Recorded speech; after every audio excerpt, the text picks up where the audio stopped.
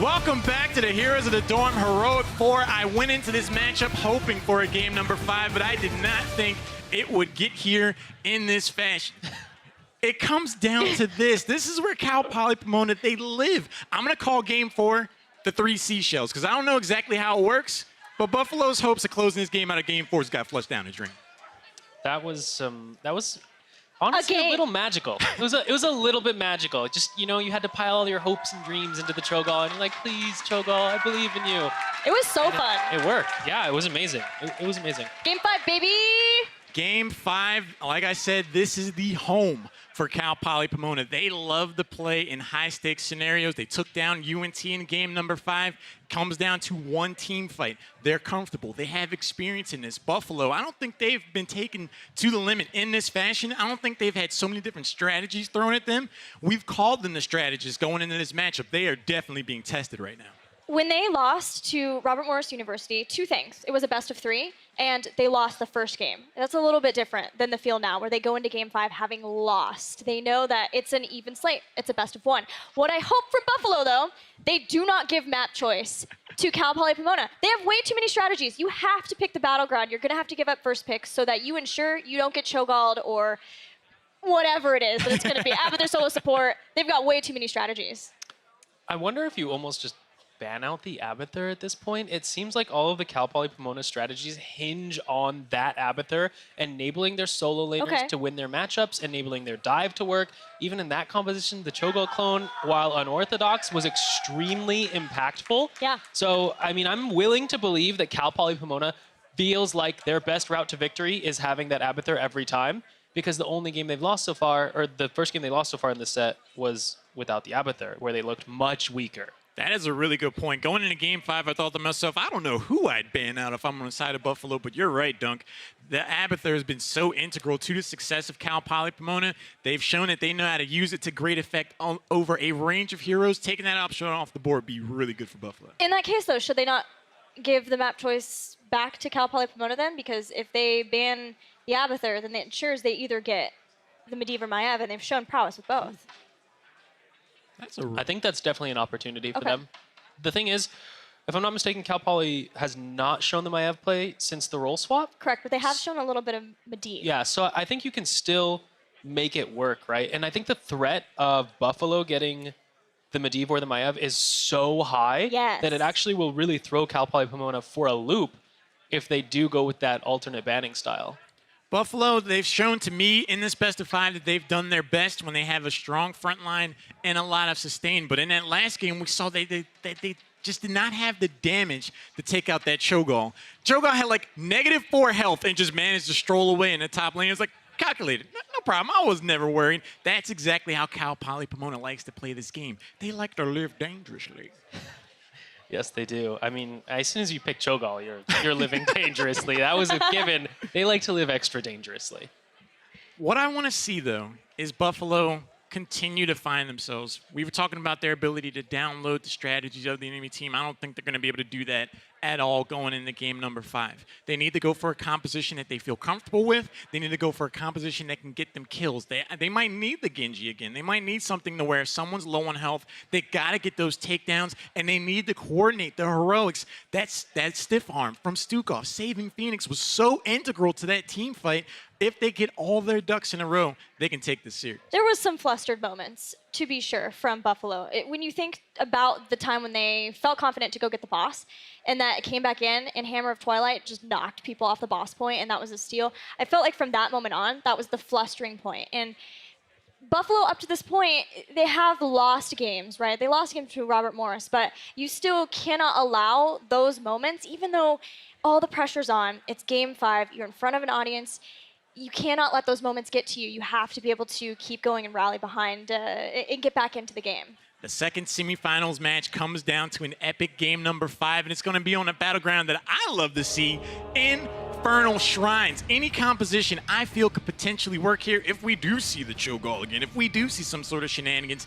Being able to go over the 1 point on the battleground for the objective really enables things like that. But there's a whole host and range of characters and strategies both of these teams can use, so I actually like this for both. I mean, I think it's reasonable for both, but again, this is one of the most standard maps in competitive Heroes of the Storm at the moment. So I have to say that gives me the first little inkling of an edge to Buffalo. I need to see how the beginning of the draft plays out.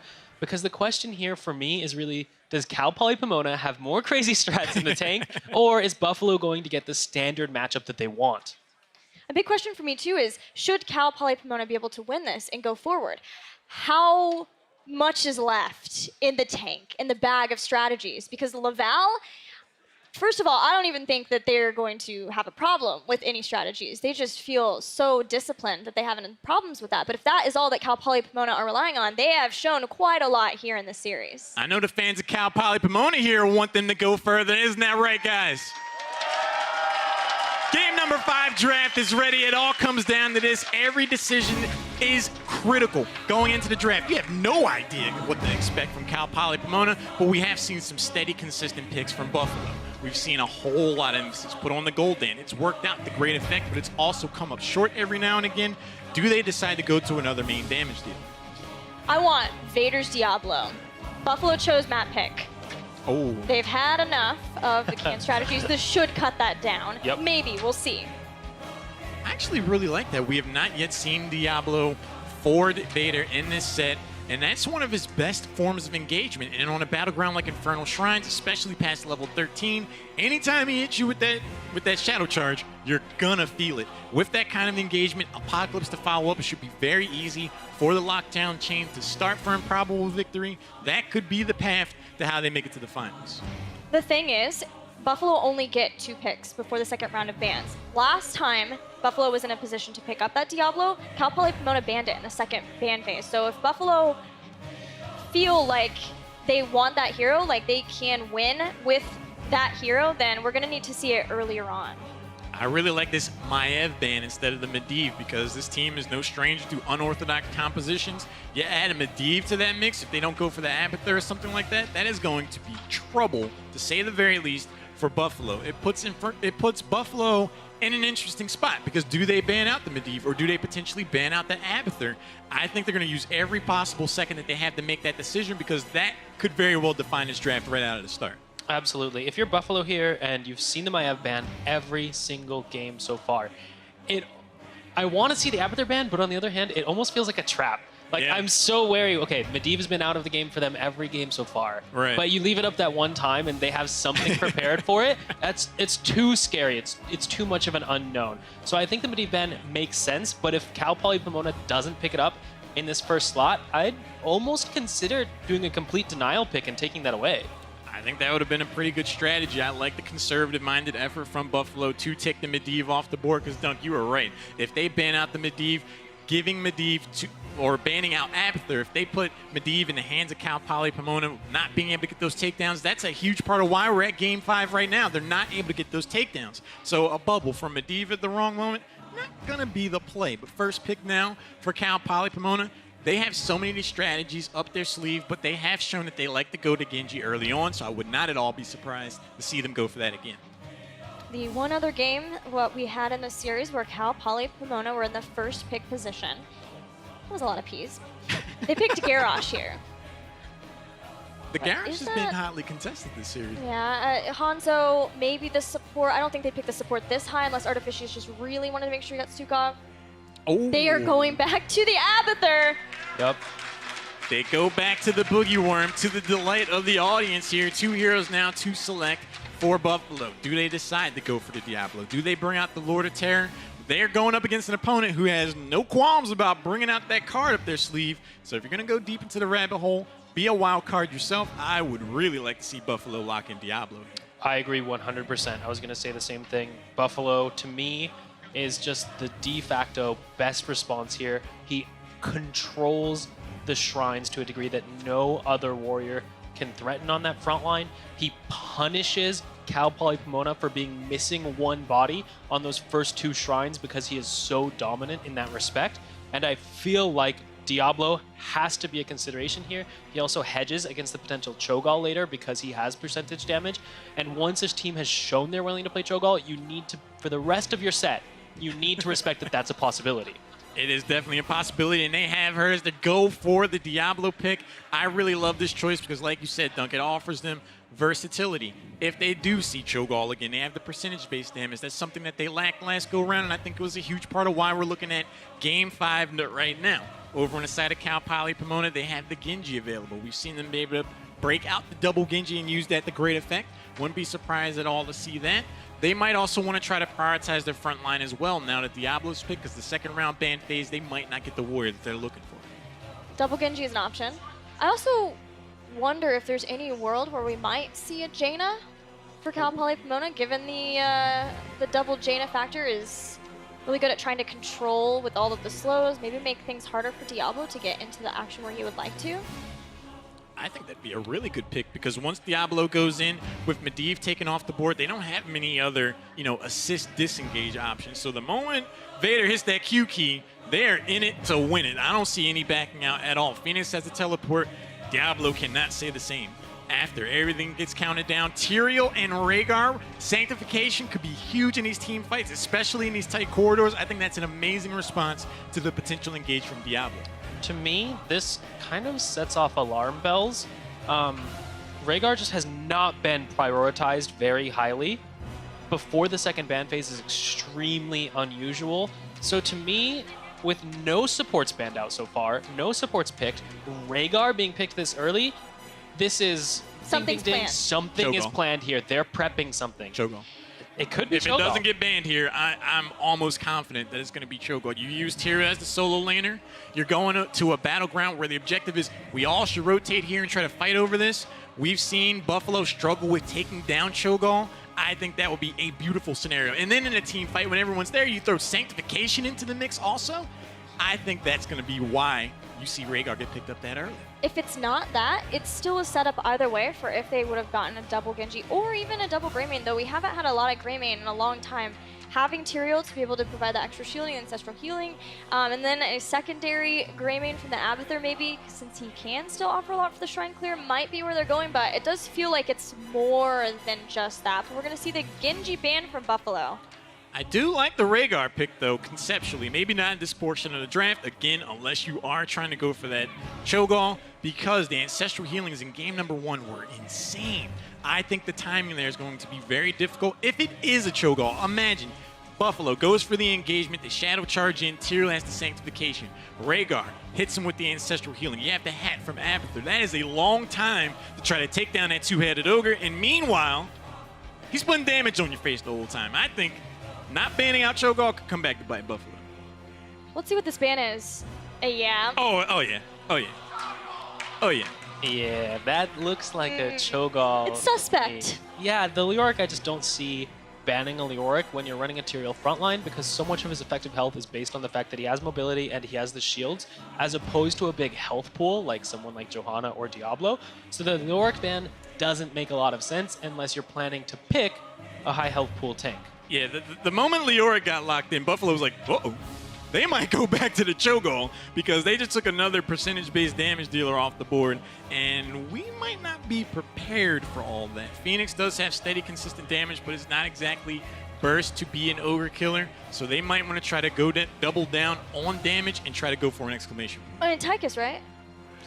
Siege with Punishers have the Odin. Oh. No. Oh, wow.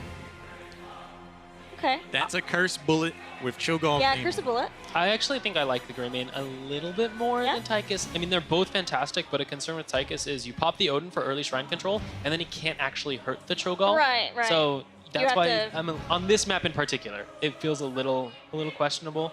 But even then, I'm kind of surprised they didn't opt for their support here to be able to really flex that last pick value on their damage dealer.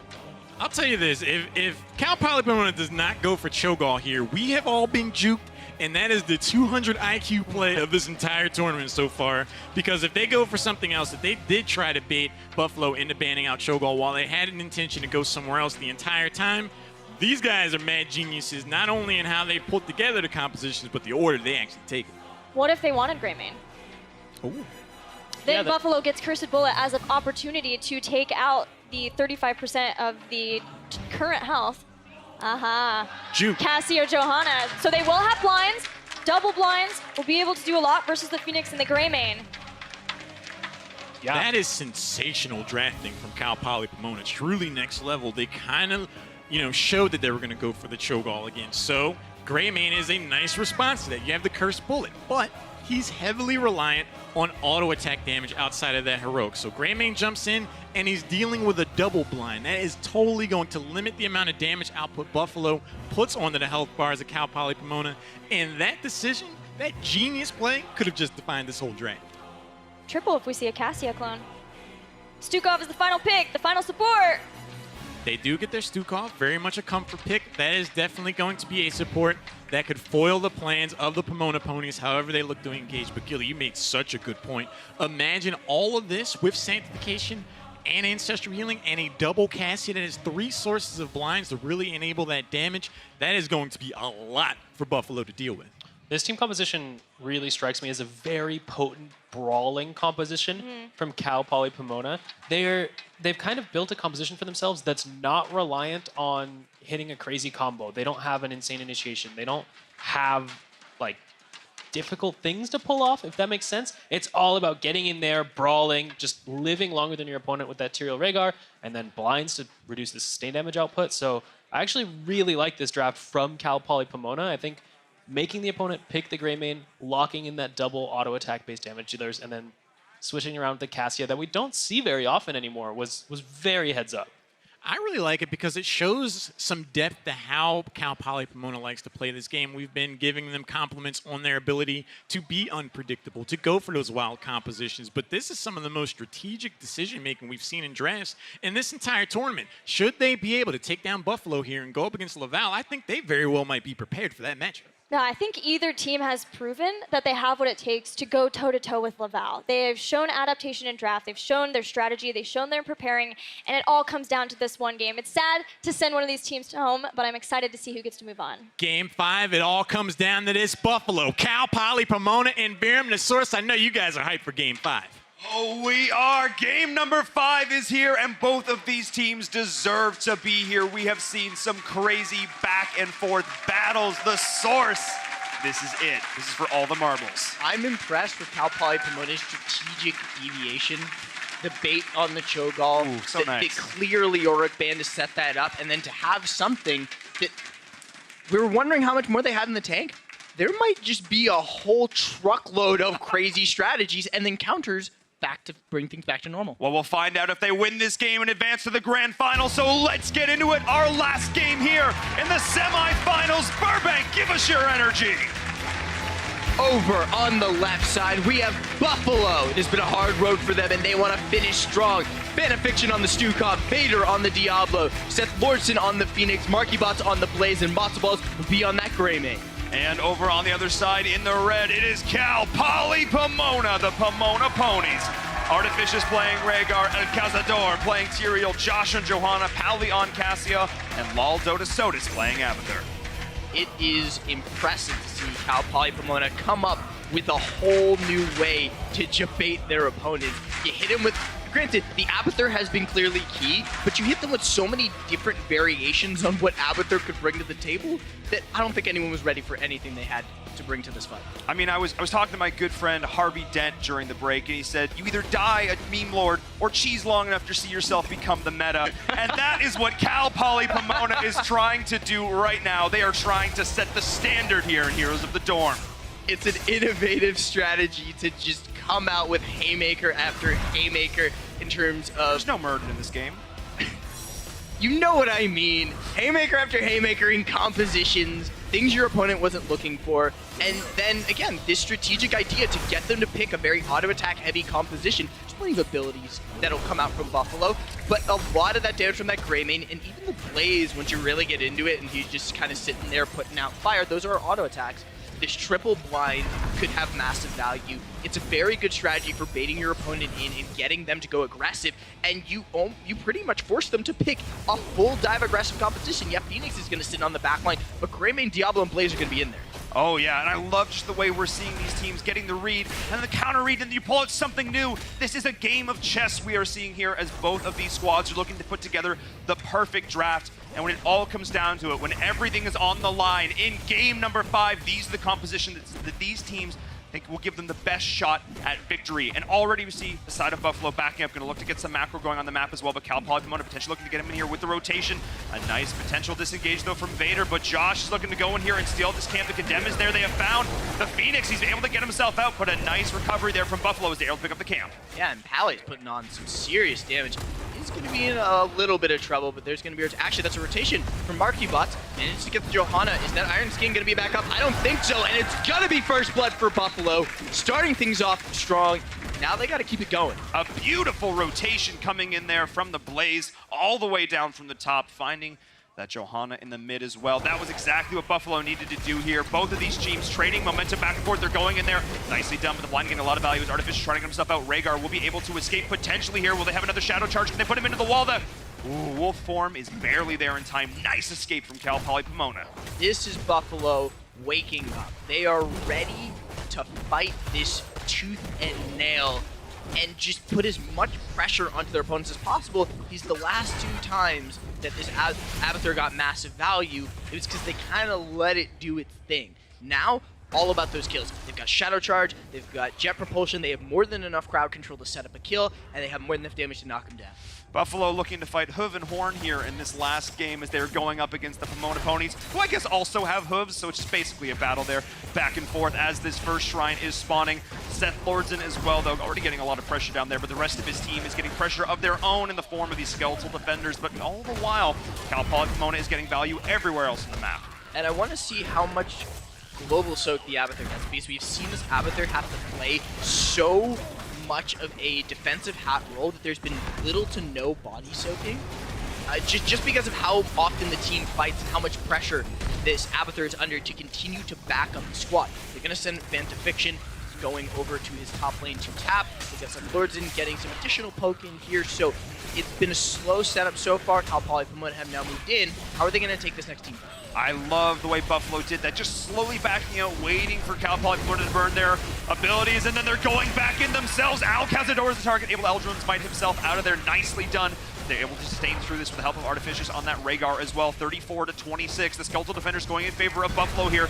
Pally's going to look to try and get some pressure in here as well, but it is going to be the first Punisher of the game going over the way of Buffalo here. And they did it. It's very close. New plan for Buffalo. Step 1, Shadow Charge. Step 2, get killed.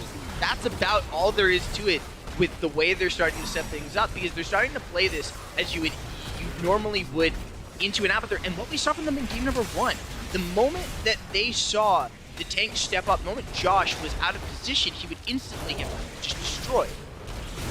If you go back to that style of play and don't give Abathur the space to do Abathur things, the only reason they lost that game was a late game team fight and an amazing snap decision from Cal Poly Pomona that still has me a little reeling in terms of how good that decision making was. Go back to basics, put pressure on the Warrior and manage to try and pick them off as quickly as possible. In this situation, it was Al Cazador, but the formula works. Formula works indeed. Keep it simple here in this last game of the series. I like the idea here. Go back to what you know. And it is now Buffalo looking strong here in the lead. But of course, we do have that Abathur who is going to be getting value across the map. We say this time and time again. However, Cal Poly Pomona needs to be careful because Vader is being so aggressive on this Diablo here. We know he loves these aggressive frontline warriors. And what better to exemplify that than Diablo? Yeah, the Shadow Charge combos we got to see in game number 1 with that Tassadar. You set up insane damage off of Shadow Charge. We don't have that in this situation, but this is still a great map for him to find opportunities. He's going to put pressure on El Cazador, force him back. A great silence in the middle to set up the play, but maybe this is where Cal Poly Pomona will turn things. They're looking to try and do just that, but the nice flip going there and onto Josh, and all the while Seth Lordson is raining damage. Cal Poly Pomona tunnel visioning there onto that camp and paying for it. Phoenix just stood on the side of that and just rained damage the whole time. Cal Poly Pomona not really identifying that threat there. So focused on trying to get that small objective. That is now a full level lead for the side of Buffalo. And despite how jarring last game had to have been, how much pressure they are under, Buffalo seems to have taken a deep breath and are back to the way we normally see them play. They're playing pretty calm, fairly calculated. They know where to rotate. They know where to be. And they haven't been rattled to the core just yet like Cal Poly Pomona. In the moment, they looked a little lost. Now they look completely back. Yeah, they're going up against a composition that they understand. They're understanding what Cal Poly Pomona is bringing to the table here. Buffalo looking so much more confident here, and Cal Poly with their back against the wall as level 10 is being reached. There's the APOC that going in the charge. The cleanse nicely done, getting him out of there. That was huge! That Rhaegar play was absolutely massive, keeping the team alive. I have to say, I am so impressed with this Rhaegar play across the board. We have the Blaze going in the bunker, trying to split the fight, but it is just back and forth battle here. The damage coming in from both sides, trying to reset this, but the minions are pushing in. Yeah, I thought it was a little dangerous for them to step forward, how that jet propulsion landed. You might have seen a member of Cal Poly Pomona looking at a gray screen, but they juke it out and they're fine despite not having heroics. And that's kind of what they're looking for in their composition. If you see an open team fight on open ground, the ponies are apparently better on the charge than the buffaloes. But when they're in small condensed spaces, the buffaloes can turn around, use their horns, and get value out of that Diablo. Fight them in a wide open area, and they're able to get value on those blinds. They're able to take multiple angles and avoid the damage. I think one of the big things here, too, to note is something Dunktrain mentioned as well. This is not like a big Wombo combo-focused team. This is not really something specific that they're trying to set up. This is just consistent damage across the board, which is why they were able to fight without those heroics. Yes, they're obviously important here, but they're not crucial. They're not the linchpin here. They just want to get a good, solid, knockdown, drag-out team fight, take it to Buffalo here. What better place to do that than on the objective as Pally and crew are going to look to go in. Josh, what a strong frontliner here on that Johanna. And we have the clone coming out already. Yeah, this is dangerous. They need to find an opportunity very quickly. There's so many Skeletal defenders in favor of Buffalo that if they lose this team fight on the side of Cal Poly Pomona, they are going low. They could be in so much trouble if this Punisher finds them. Punisher is going the other way. Thankfully, Cal Poly Pomona was smart enough to get themselves out in the correct position here. Nice cleanse as well coming in. The Blessed Shield trying to re-engage on this as well. The Blaze that has the bunker and that is going to be the damage coming in from Phoenix as well, forcing them back. We do have the Punisher coming out at the bottom as well. Buffalo looking so solid here in game number 5. Someone needs to stay and clear this wave because now, poor Mule, no value for that Abathur Mule. I mean, it's just going to go straight to the scrapyard. And I don't really think they're going to be able to fully defend this, so defending mid might have been a safer bet. Because eventually you were going to end up down here and trying to be able to find some kills. A little bit of pressure in a fan of fiction. And you were eventually going to need to clear out this Mortar Punisher, but that's unfortunate that they lost the Division 4. Yeah, they're going in now. This Mortar Punisher, speaking of the Devil, is going to be jumping over the wall here. The damage, the pressure on it, the keeps from Buffalo. Keep Towers, I should say, is here getting that. And they're just going to smartly back out, get value elsewhere on the map. Blaze, of course, splits open like a beast. Up 2 levels now. 13 is here for Buffalo. They are in such a great position here in this game. Cal Poly Pomona needs to find the clutchest of team fights. That or just a really, really, really, really long team fight. Because I mean, you mentioned it before, they want these long, drag-out team fights, but if you think about all of the tools that they have in their kit, they will eventually be able to deal with the Phoenix. You know, I think sanctifications are going to be key, but the longer the team fight goes, the more value Cassie is going to get, and the longer the team fight goes, even if they don't die, maybe Abathur starts to soak half a level. Yeah, we'll need to see how these long fights are going to play out here. Cal Poly Pomona knows that that is where they thrive, but Buffalo knows it too, and they have so much potential to just delete a member of CPP here. So, Buffalo is going to look to do just that here. Watch for Vader on the Diablo. He is the linchpin of this composition. Watch for his engages here with the Shadow Charge. If he can identify a target, they can pick it up, pull it back in the lurking arm per se. That might be exactly the combination that they need here, because look at the pressure they are executing here on the battleground. Abathur is trying to split soak, and slowly Cal Poly Pomona is catching up, but it might be too late. This looks standard, calm, collected from Buffalo. But what it also is it's dominant. There hasn't been an opportunity for them to get back into this game, and it's just even though this isn't going to find a kill, it's just more pressure. Just more pressure coming in. The Phoenix damage is there. El Cazador is going in and trying to find the kill. No save! Yes, they do. The sanctifications come down. Beautiful CC. The bunker is there, denying that. Oh no, Tyrael not even getting that trait value as they're pushing in onto this keep. Nice and healthy is the side of Buffalo. They have those Cautious Spearmen here as well. We do have the half map. They're trying to keep this keep alive, but I don't think it's going to be enough. The Mule as well. They have to kill this on the side of Buffalo. A few more autos, and there it is. Guaranteed keep at 11 minutes. That is a huge amount of pressure. You're going to need Abathur to help defend and soak that. And we are seeing Buffalo say that cheese doesn't really matter to them. That they can win it standard, and that even though Cal Poly Pomona had a great draft adaptation to be able to bait out their opponents after putting that, having that shock and awe style play with the Cho'Gall, they're not delivering with this counter strategy. I think it really comes down to the fact that, again, that Buffalo got the read. They know what Cal Poly Pomona is trying to do with it. The Cho'Gall just threw him for a loop. They didn't know how to respond to that. They didn't know how to deal with that. They couldn't find the answer. They found the answer here. They were not suckered into this draft here from Cal Poly Pomona. They gave themselves enough options. They gave themselves enough sustainability and damage and initiation and tankiness. This draft does it all now for the side of Buffalo. Cal Poly Pomona needs to try and get them to fight their way. They need to try and sustain through this, and everything needs to line up. We need a beautiful sanctification. With level 16 here for Buffalo in just a second, this is going to be so tough. And I wonder at the end of the day if the Abathur, if they've overplayed the hand that is the value you can find on the Abathur. But they are looking for an opportunity.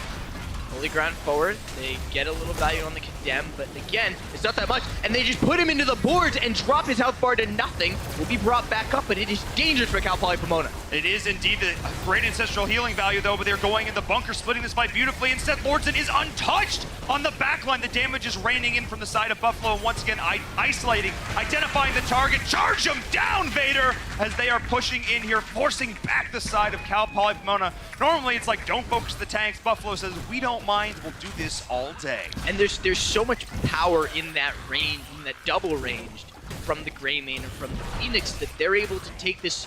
I mean, I thought that Cal Poly Pomona would want a slow fight, but maybe they need to just destroy something instantly because the slow fight isn't going their way either. It's not really working right now for the side of Cal Poly Pomona. They just can't seem to execute that damage. It's all sustained focused. They need to try and get a burst, try and burst target, but the front line is just too strong. Every single time they try to go in, every time they try to find an initiation, it is instantly shut down by the Diablo. The bunker is always there. The heal is always there. The lurking arm, every single time they try to make a play, every single member of Buffalo is there to shut it down.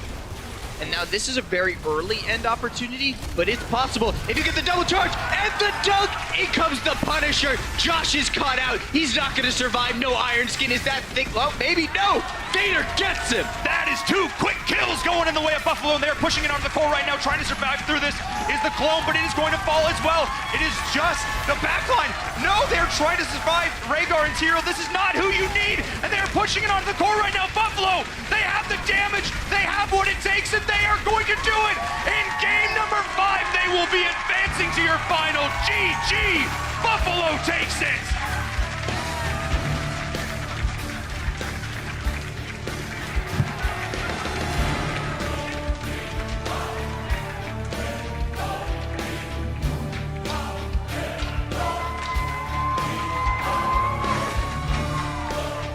After an epic game number 5 finish, Buffalo is able to hang on and make their way to the finals. Well earned, well deserved. They got the download, but they also went back to one of their comfort picks. I feel like Cal Poly Pomona, they probably think they're reenacting Empire Strikes Back because they're hanging out at Cloud City. Everything's going well. They walk around a corner and Vader invites them over for dinner. I love that Diablo play to end that series. Vader is Diablo. At the end, just popping off, smashing everybody, waiting to see if anyone puts a toe out in front of a wall. He smashed them straight into it, obliterating anyone who stood in his path. He was going crazy in the comms, man. It was so much fun to watch.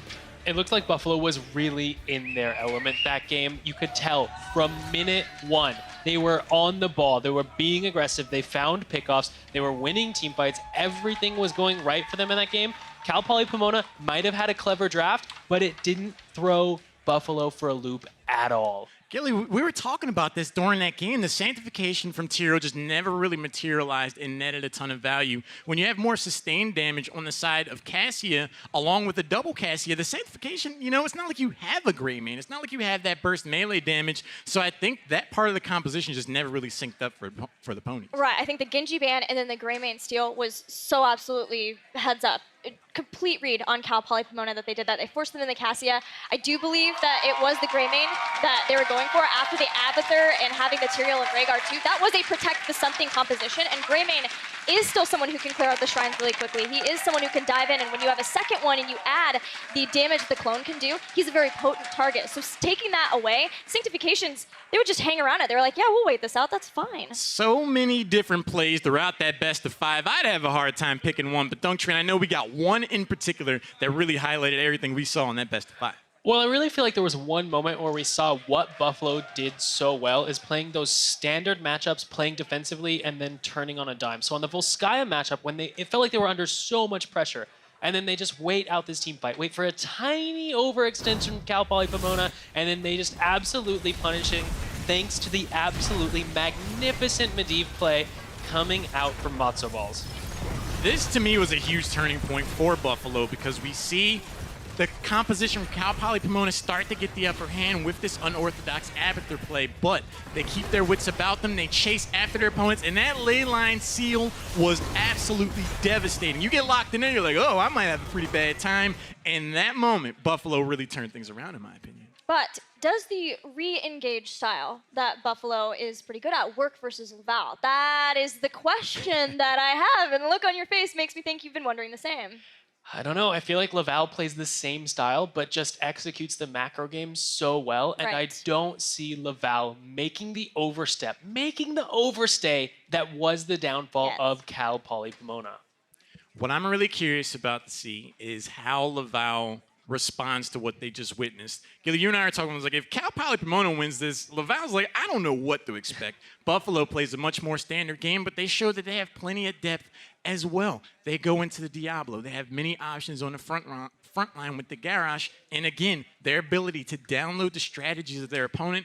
Laval plays very meticulous, straightforward. Heroes of the Storm, once Buffalo gets a read on that, we might have a huge upset here. I want to give a shout out to Cal Poly Pomona at this point because, like I said, they have never made it past round of 32, and now in making the adjustments that they made, found themselves for the first time in the Heroic 4. They came in, they strategized, and they played their hearts out to take us to Game 5. But Buffalo, round of 64, we were like, who is this team, and why are they the 8th seed? We've not really known much about them, and then they played really well. Then we see them again versus Robert Morris. They overcome losing the first game, and they make it into the next round. Then they 3-0 UC Irvine in the round of 8, and now they have made it to the grand finals. It's time to start believing in Buffalo. They have to feel amazing right now. We're going to pass you guys over to Anna Prosser-Robinson. How are you doing after that insane matchup?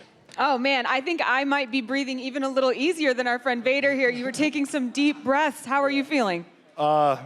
Amazing, but also like really sore in the throat. So, yeah. There was a lot there. I mean, did you expect that to go as many games as it did? No, we did not. We expected kind of like a maybe 3-1 split in that set, but Pomona really gave us a great set. They showed up and they played really well, so props to them. What do you think ultimately was the thing that helped you come out on top most? I think it was the fact that they very rarely won 5v5 team fights against us ever, unless they had like a kind of non-standard composition or cheesy competition potentially. So we just felt like if we brought them to Shrines, we could just take them in the 5v5 and win off of it. So I think that's what happened.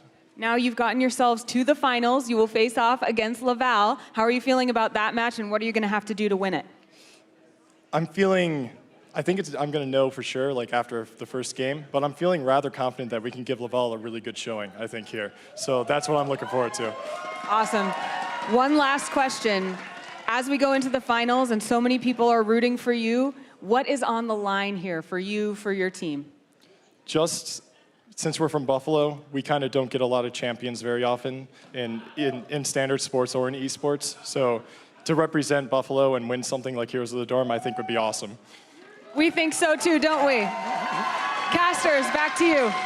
Buffalo very well might be able to get that championship. What an incredible pair of semifinals matches that we've had. It has been a historic journey. I don't think anyone anticipated things going exactly like this, and it started out with Kentucky taking on Laval. Laval, the team representing Canada, showing why they've been dominant all tournament, and we just saw a knockdown, drag-out fight between Buffalo and Cal Poly Pomona that, in my opinion, primed Buffalo to potentially have an upset here.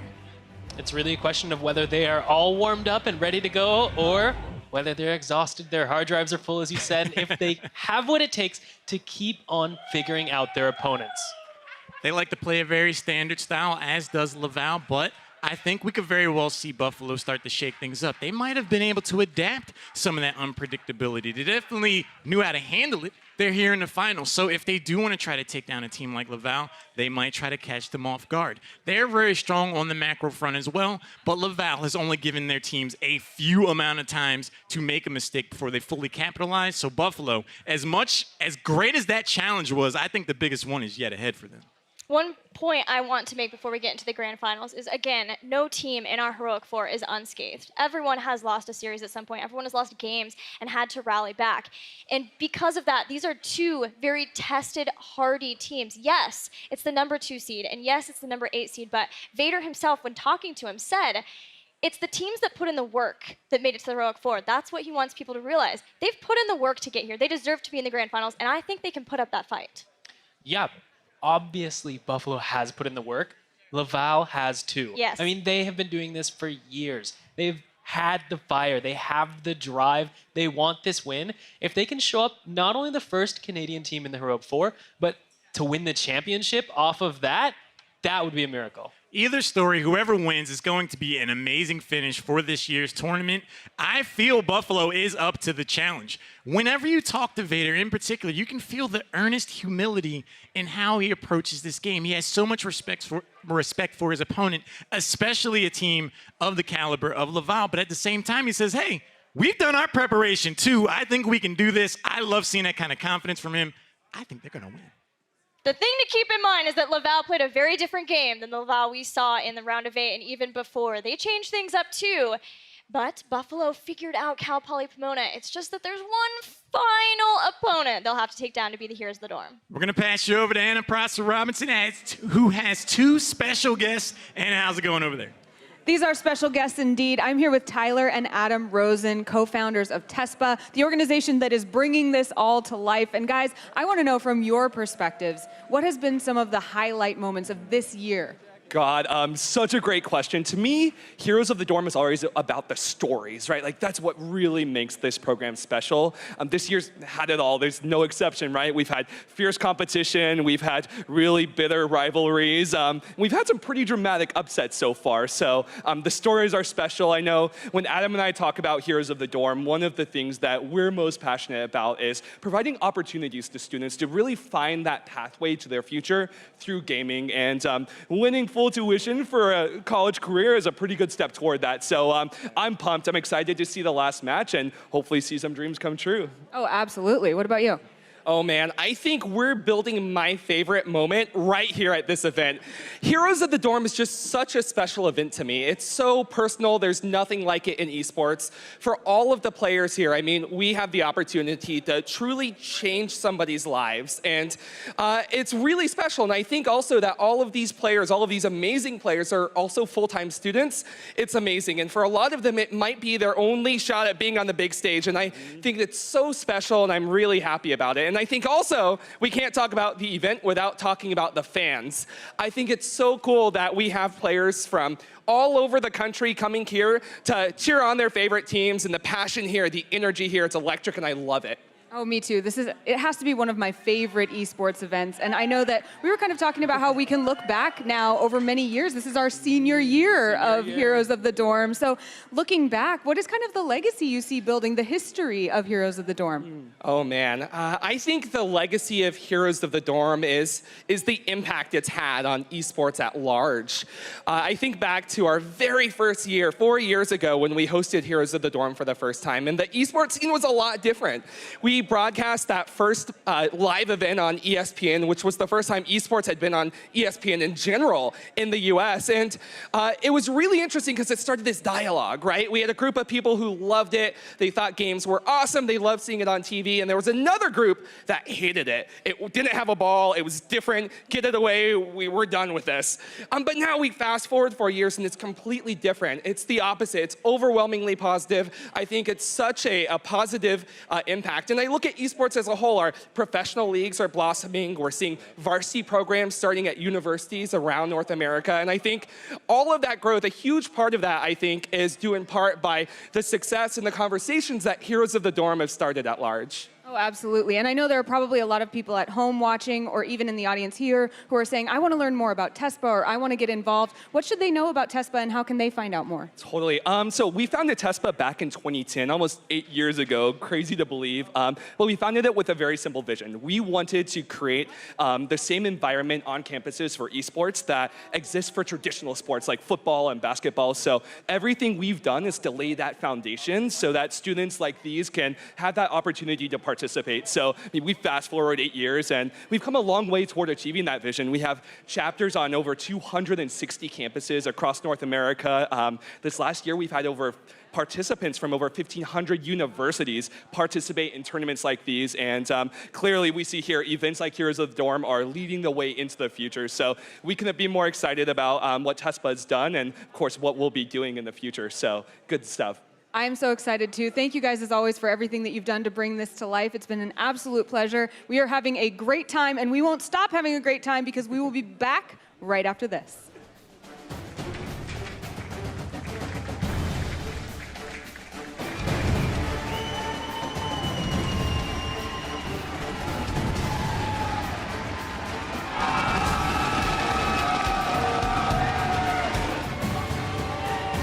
Josh continues to step forward. They're looking for the mosh pit. It's the first setup. There it is, the Planet Cracker as well, splitting the team beautifully. They are going in though on a set. Lords in the X-Strike. They are trying to peel for him, but the Gul'dan is in full retreat. And that is 2 members of Buffalo going down to beautiful.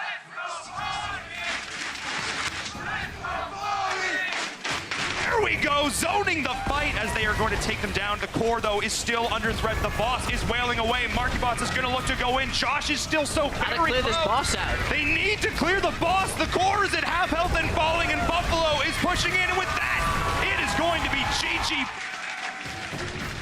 Counter synergy coming in there. That was not ideal. The bunker now going to be dropped nicely done. Pally survives as well. Calcidor, they're trying to reset though, but they're so low on health. Vader trying to find it. The X-Strikes, the resets. Can they make this work with the side of Cal Poly is oh so low. Not having the healer in these long drawn out engage despite what could have been a oh!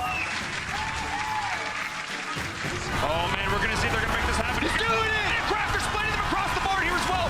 Grabbing both teams going. Twisting Nether. They're all stuck. They're turning onto this. Beautifully done. Cal Poly Pomona with the read, able to come back in on this as well. Taking down the side of Buffalo. That was absolutely huge.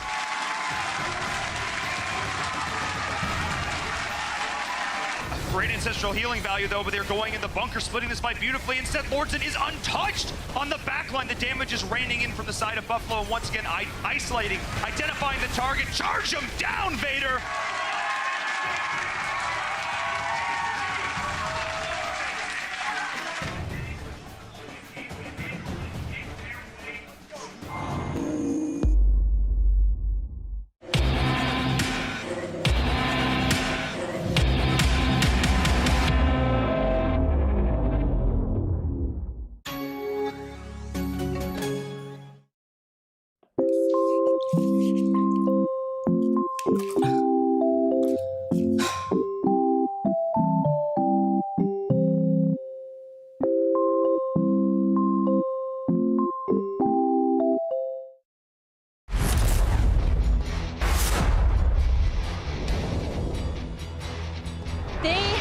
To make a play, and they did it in convincing fashion. They're going to move in. There's no Hanzo, no Malfurion, no heals, and no range damage from the Hanzo here. Power slide in. Ideally, they get this kill. They get this kill. They get this kill. They take out Phoenix. There's no range damage left. Wait, but Physicals is getting tanking. wrecked by this core. He gets taken down as the jet propulsion goes in and hits the 2. They cannot do this. They are too low. Bunker goes down. That buys them some time. They're putting pressure onto Alex Strauss. She jumps into the bunker. They're not going to be able to do this. There's not enough time. They don't have enough damage. It's so close. El Cazador is putting pressure on. He's going to look at Z Fury, and there are so many catapults in the enemy base. If they manage to get that staggered kill, oh my God, North Texas. This is a really powerful timing potentially for Laval. They did not do it quickly enough for the lava wave to still be on cooldown. But the mosh pit though connecting onto 3. The damage is there. Level 20 being optimized perfectly with the Horrify. Double takedowns. Cho'Gall trying to get himself out of there. But this is a rough situation to be in as his keep is falling. There's the power slide as well. Back with the boss done. Beautifully done from Electromat, and that is the takedown. Most of the time when they were defending against the Immortals, so they're not exactly out of their element, but with this keep being threatened, their back is to the wall. This is Dakota State's opportunity for an engage. And here we go, a huge swap on Ariel, forces the Crystal Aegis instantly. Now it's about to follow up. The Cho'Gall's trying to disrupt. The upheaval goes down, and a huge smash from Gall is going to do insane damage, but the Mosh Pit is enough for Dakota State to take over this team fight as Artanis narrowly survives. Now they find themselves in a position where if they get a takedown or two, they're going up one in this best of three. Snarly Brown, does he decide to dive in? But the curve, Leyline Seal into the Dragon Arrow rebuttal is huge. George Mason are going to take down two heroes. The Patriots are going off. Arctic Puffin trying to get involved. There's a taunt from My Mom is Cool. Glucose Twig gets thrown over by Garrosh, and he's like, remember us as we once were. Soundberry, not surprised there. Sanctification.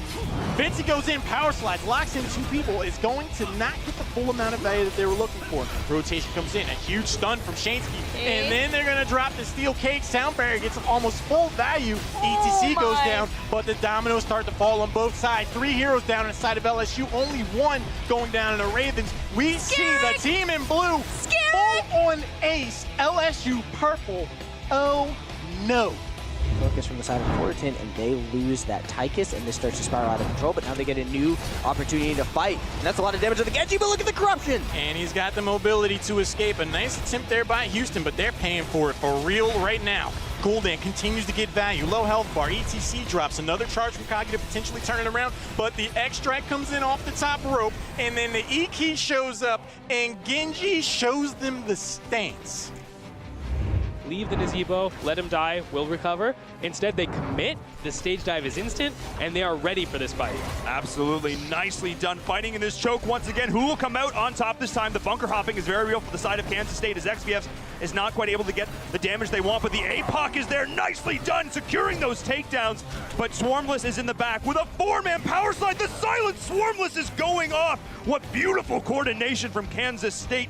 Exactly that. This is the game of chess at this point as they're trying to force the rotation from Ohio State, utilize the global pressure of that Falstad. Pellegrini is going in there. They're just going to look to fight. Nice damage. The disengage from the Mighty Gus going to split the team up beautifully here as that is Malthael getting absolutely deleted. The sound barrier not there in time. So that is the first takedown here. It's Drunk Tank Crew trying to disengage here, trying to back themselves out. Lehigh is looking very solid so far, and there is the nice Void Prism, but the taunt is there on the Gansini. He's trying to get himself out. The team maybe looking to re-engage. They don't know what to do. They're walking back into the Zeratul Falls, and that is a takedown there, but look at the damage coming in as Genji is going to town, and that is going to be 3 takedowns. They've turned on this. Victor is the last one to drop here, and Garrosh walking away saying, what happened? 5 takedowns there for Ohio State. Starts to back away, gets the cleanse. Also, I like this defensive posture so far from UMBC. They could very well keep this game alive. Yeah, that Horrify was huge to make sure that Ultimario didn't die because he had to just run back with the Punisher, but it did force out every single heroic ability. Oh, there it was! And Kentucky turns around, they're like, oh, sorry, I left my wallet on the coffee table, guys, and came back to the party, and they're gonna close out 3 heroes on the side of UMBC. Sim goes in, connects the spear this time. The knockup from Pandemonium is just going to miss. 13 tiers not yet here for UQTR, but then it's not stopping them. They throw Locktran in. There's the taunt to follow up, and Alt F4 along with Frosty applies so much damage. Low health bars on the side of UQTR. Sonya's going to be first to fall. 3 heroes, and you see Irvine say, you want to make it to the heroic form?